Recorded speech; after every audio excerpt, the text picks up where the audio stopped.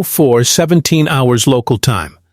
The Baltic sky was the color of gunmetal, cold, empty, and stretched tight like a drumskin waiting to be struck. Below, the sea churned dark and gray, indifferent to borders. Up here, 35,000 feet above international airspace, the only border that mattered was the one you couldn't see, the invisible line where surveillance becomes provocation.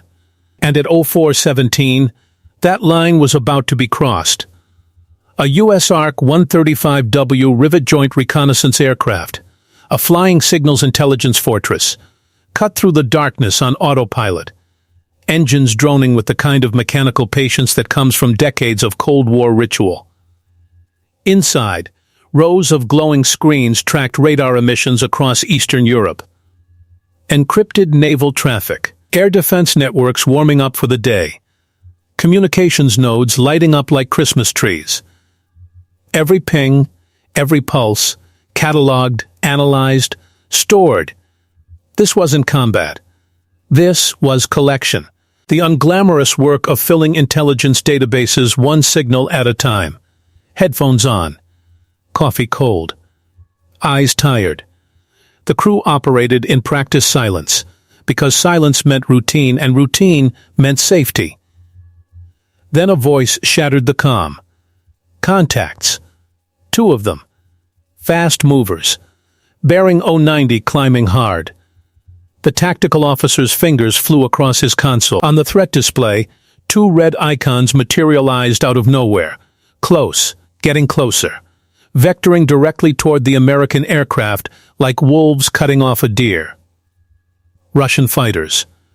Within seconds, the cabin atmosphere changed. Not panic. Not fear. Just the sudden sharpness that comes when professionals realize the game has shifted from passive to active. The pilot's voice came through, steady but clipped. How close? 15 miles. 12 now. They're not slowing down. Outside the cockpit windows, the horizon was still empty, just stars and the faint glow of distant cities below. But the radar didn't lie.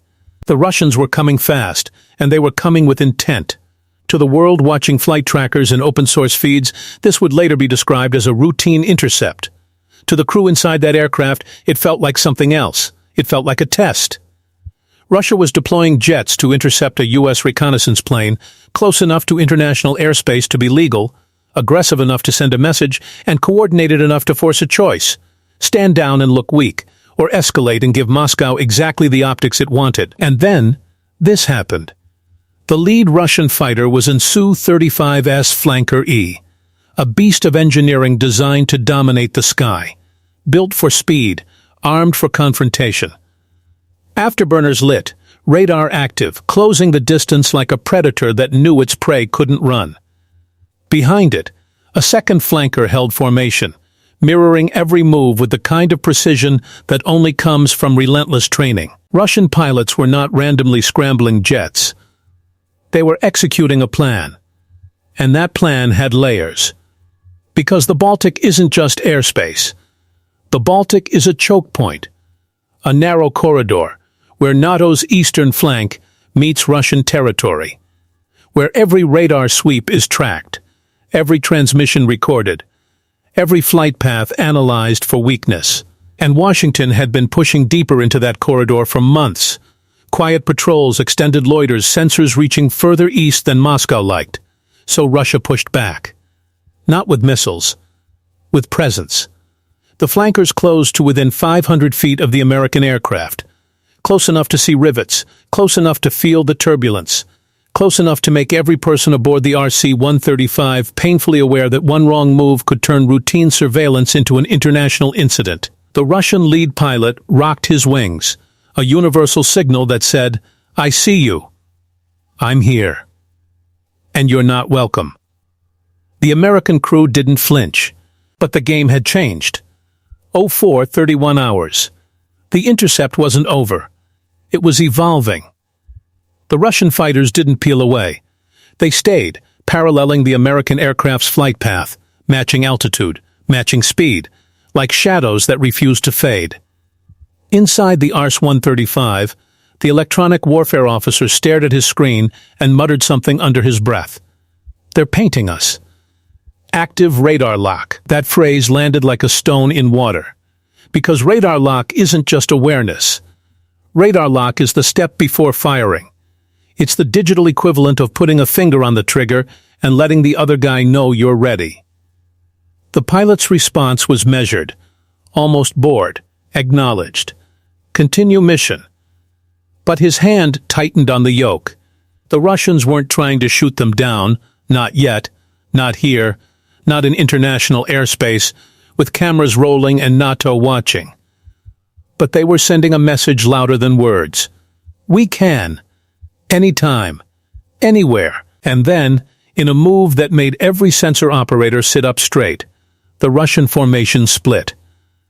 One flanker accelerated ahead of the RC-135, cutting across its nose at a distance close enough to feel personal. The jet wash rocked the American aircraft like a boat hit by a wave. The second flanker dropped back and slid beneath the reconnaissance plane's belly, positioning itself in the blind spot where visual contact was impossible, but radar contact was perfect. The Americans were boxed. Not aggressively enough to justify lethal force, but deliberately enough to make it clear you are not in control here.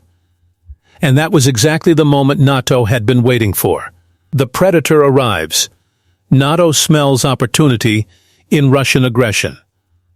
Russia's Air Force didn't need a war to win. It needed footage. Footage of American aircraft being escorted out of their airspace. Footage of Russian jets dominating the corridor. Footage that could be replayed on state media with captions like, "U.S. backs down." And a visible confrontation, jets versus reconnaissance plane, cameras rolling, transponders active, was the kind of propaganda victory that shifts narratives without firing a shot.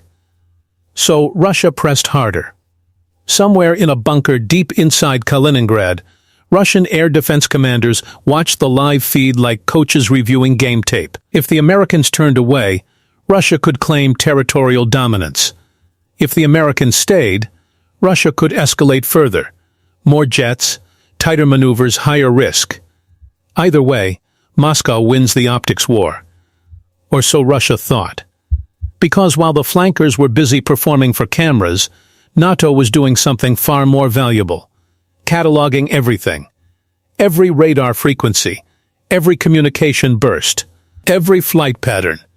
Every signature. The RC-135 wasn't just being intercepted. It was collecting. And collection is the silent killer in modern warfare. Before we go further, make a prediction. In a showdown like this, jets, sensors, politics, and pride, who wins the chess match? Russia? The United States? Or the third player watching from below? Drop your answer, because what happens next is the part no one saw coming. 05:02 hours. The Intercept tightened. The Russian lead pilot, emboldened by the lack of American response, drifted even closer, wingtip to wingtip, close enough that the American crew could see the pilot's helmet, the Russian Air Force insignia, the cold calculation in his maneuver. This wasn't flying. This was intimidation. And then the sky's electromagnetic environment changed. The RC-135's sensors, designed to soak up every signal in the spectrum, began to drink deeply. Russian radar emissions, Russian encrypted communications, Russian targeting protocols. Every aggressive move the flankers made gave the American aircraft more data, more fingerprints, more insights into how Russia's air defense network thinks, reacts, and coordinates. To an outside observer, the Americans looked passive. To NATO intelligence analysts watching the feed in real time, this was Christmas morning. Because the Americans weren't retreating. They were farming. And there's a reason the Baltic corridor is not treated like normal airspace. NATO's Baltic air policing mission, headquartered across multiple Baltic states, is responsible for sovereignty operations, quick reaction alerts, and coordination across one of the most contested regions in Europe. That means domain awareness isn't theoretical, it's operational. And in the Baltic, operational doesn't mean short range. It means networked fighters, early warning radars, and a command structure that can plug into larger NATO systems in seconds. That morning, the network didn't just watch jets, it watched the pattern. Because patterns reveal doctrine. And doctrine reveals weakness. At 05:14, something happened that was invisible to civilians, but unmistakable to professionals. A NATO fighter, call sign undisclosed, launched from an airbase in Poland. Not loudly, not dramatically, quietly. Another fighter scrambled from Lithuania. Then another from Estonia. Within minutes, the airspace around the RC-135 began to fill with friendly contacts, not rushing in, not announcing themselves, just appearing methodically, professionally, like pieces on a chessboard sliding into position. In other words, the intercept wasn't one-sided anymore. Russia had sent 2 jets to intimidate 1 reconnaissance plane. NATO responded by turning the corridor into a mesh. The Russian pilots saw it on their radar. NATO contacts. Multiple. Converging. And suddenly, the optics advantage evaporated, because now the narrative wasn't Russia dominates U.S. spy plane.